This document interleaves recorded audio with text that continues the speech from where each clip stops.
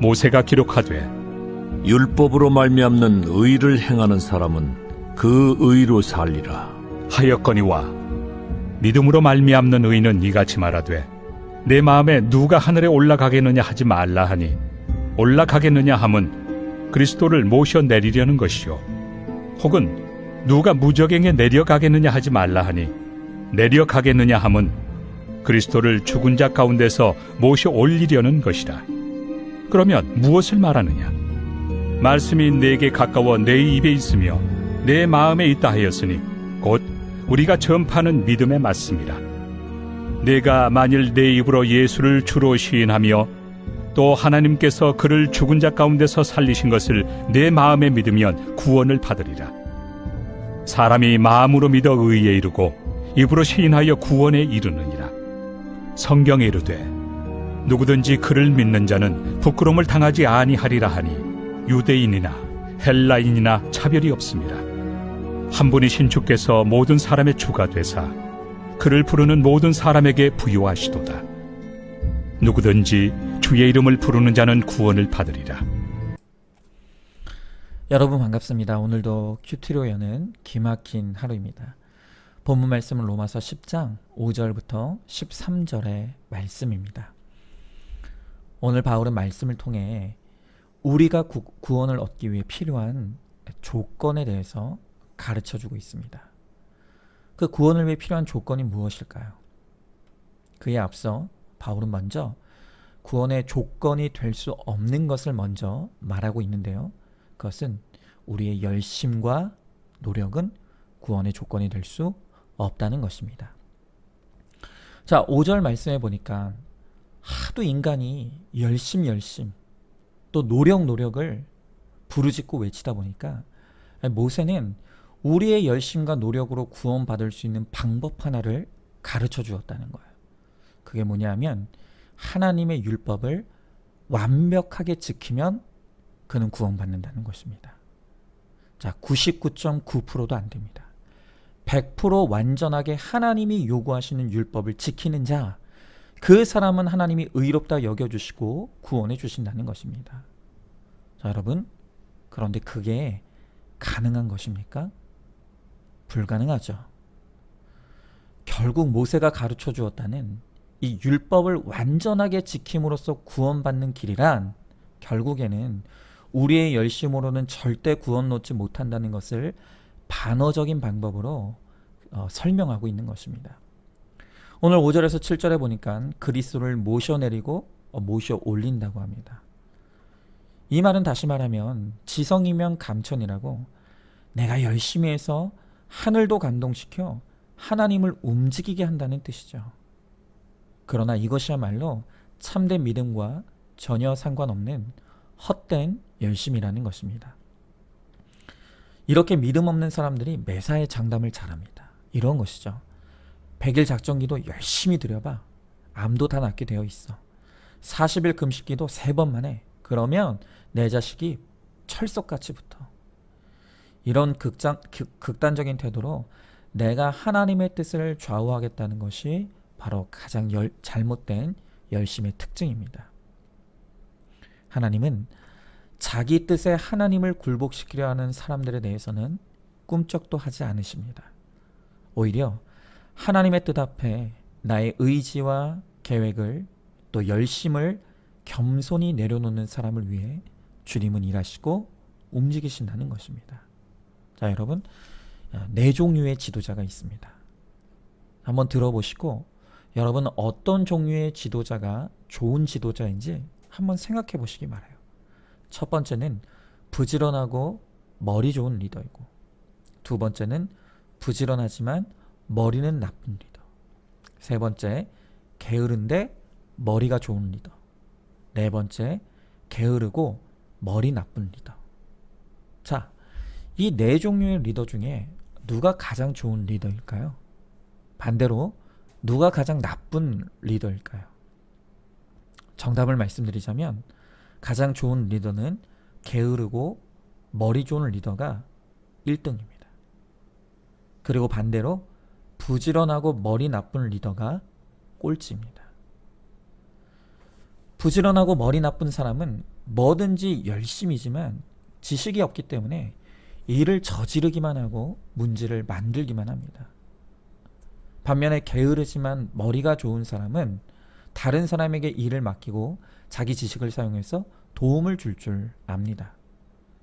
자, 이렇게 지식은 없이 열심만 충만하면 일을 더 복잡하게 만드는 거예요. 나 때문에 많은 사람이 힘든 것입니다. 무엇보다 그런 잘못된 열심은 다른 사람을 오히려 구원으로부터 멀어지게 한다는 것을 기억해야 합니다. 그러므로 우리의 열심과 노력은 결코 구원의 조건이 될 수가 없다는 것입니다. 자, 질문해 보시죠. 하나님의 뜻과 상관없는 금식, 기도, 봉사를 하고 대학 입학과 승진과 결혼을 구하며 하나님을 내 뜻에 굴복시키려고 하고 있지는 않습니까? 자, 다음으로 이제 바울은 구원을 위한 바른 조건에 대해서 이야기하기를 올바른 지식이 있어야 된다고 말하고 있습니다. 우리가 잘 아는 이 프랑스의 지도자였던 이 나폴레옹은 내사전에 불가능은 없다를 외치면서 1812년에 러시아를 침공합니다. 무려 60만의 대군을 이끌고 호기롭게 러시아로 쳐들어갔는데 그 전쟁에서 겨우 4만 명만이 살아서 귀환했고 그 가운데 다시 전투에 나설 수 있을 만큼 온전한 병사는 1,000명에도 지나지 않았다고 합니다. 한마디로 이 러시아 전투에서 거의 전멸에 가까운 대패를 당하게 된 것입니다. 그런데 제가 나폴레옹이 패전한 이유를 분석하는 글을 하나 읽게 되었는데요. 그 글에서 글을 쓴 저자가 몇 가지 이유를 분석하는 가운데 흥미로운 대목 하나를 거기다 기록해놨습니다. 그것은 나폴레옹의 패전의 이유 중 하나가 단추 때문이었다는 것입니다. 자, 단추가 뭐라고 전쟁에서 패하는 이유가 될까요? 한번 들어보세요. 당시 프랑스 이 군복의 상의는 주석으로 만들어진 이 단추가 부착되어 있었다고 합니다. 그런데 그 주석 단추가 패배와 무슨 상관이 있는가? 이 나폴레옹이 러시아를 쳐들어간 그때가 11월에서 12월쯤 되었는데 그때 러시아의 기온이 영하 30도까지 떨어졌다고 합니다. 그런데 문제는 뭐냐면 이 프랑스 군의 단추의 재질이었던 이 주석은 이런 낮은 온도에서는 쉽게 부스러져서 심지어 가루가 되어 다 떨어져 나가게 되더라는 거예요. 자, 이렇게 낮은 기온 때문에 군복을 여미고 있던 이 주석 단추가 다 떨어져 나가버리다 보니까 병사들은 추위로부터 살아남기 위해 무기를 잡기는커녕 군복부터 붙들어야 했다는 거예요. 자, 그러니 전투가 제대로 될 리가 만무했던 것이죠. 자, 이러한 분석이 하고자 하는 이야기가 뭘까요? 이 분석을 통해서 이 저자가 하고 싶은 이야기는 나폴레옹이 자신의 정복 대상인 러시아에 대한 제대로 된 사전 지식이 하나도 없었다는 것을 말하고 싶은 것입니다.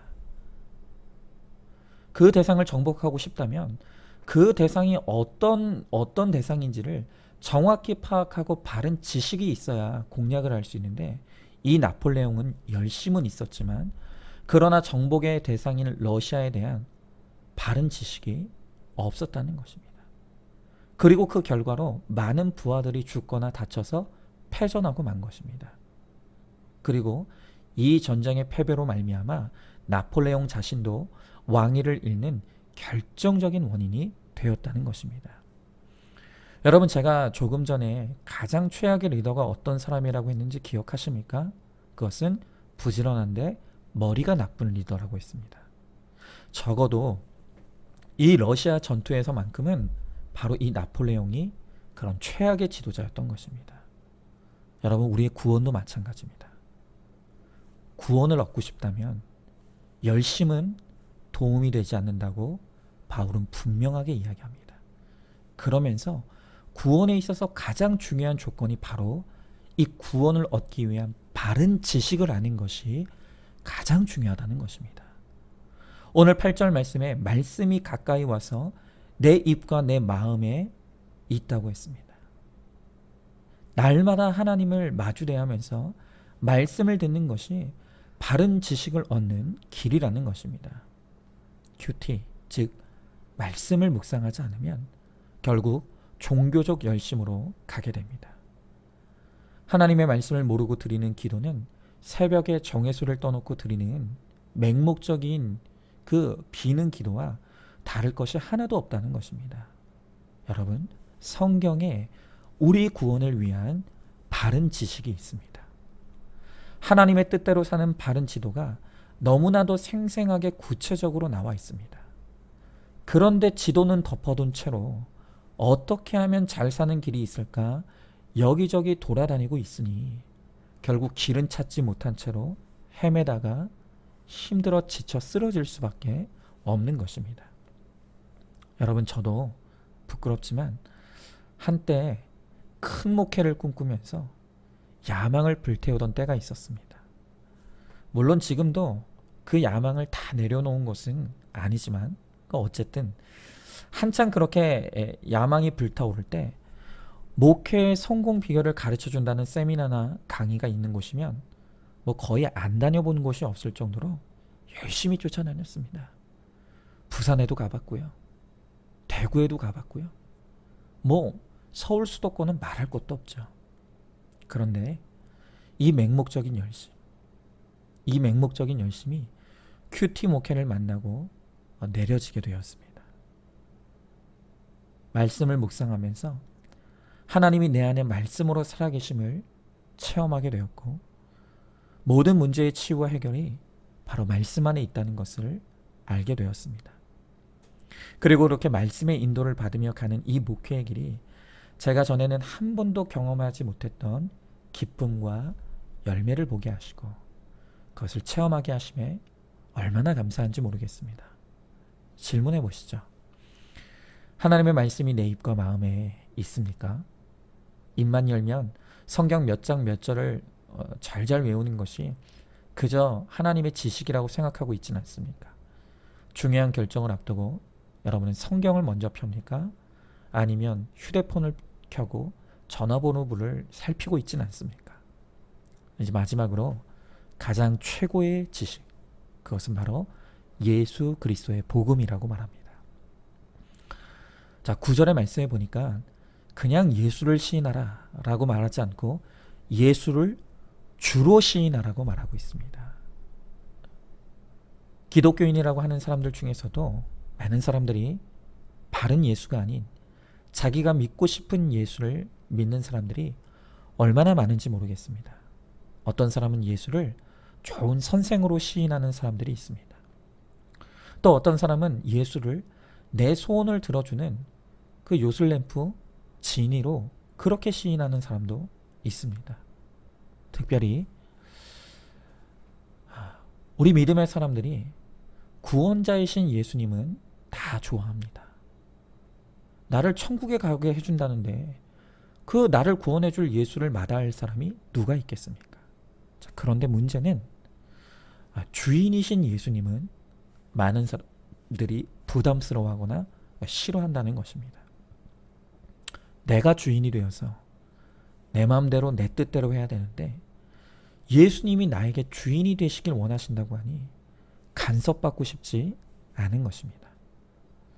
그러나 예수님을 믿는다는 것은 말씀을 내 삶의 기준에 두고 오늘 내 삶을 주관하시는 분으로 예수님을 시인하고 그것을 마음으로 믿어야 한다고 말합니다. 그럴 때 나의 주님께서 우리를 구원으로 인도해 주신다는 것입니다. 누구든지 주의 이름을 부르는 자는 구원을 받습니다. 내가 전에 어떤 부끄러운 인생을 살았다 하더라도 주를 믿고 그 이름을 부르면 부끄러울 것밖에 없었던 우리의 인생에서 이제는 부끄러울 것이 없는 인생으로 우리의 삶을 변화시켜 주신다는 것입니다. 그러나 부끄러움이 없는 그 하나님의 은혜가 임하기 위해서는 먼저 자신의 부끄러운 부족함과 죄를 인정해야만 한다는 것입니다. 그러므로 바른 지식이란 내 죄를 아는 데서부터 시작되고 출발합니다. 100% 죄인인 나를 위해 죽으시고 부활하신 주의 이름을 불러야 구원받는다는 것, 이것이 최고의 지식인 것입니다.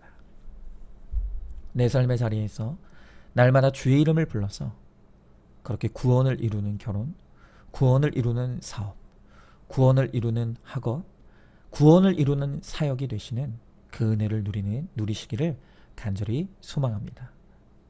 마지막으로 질문합니다.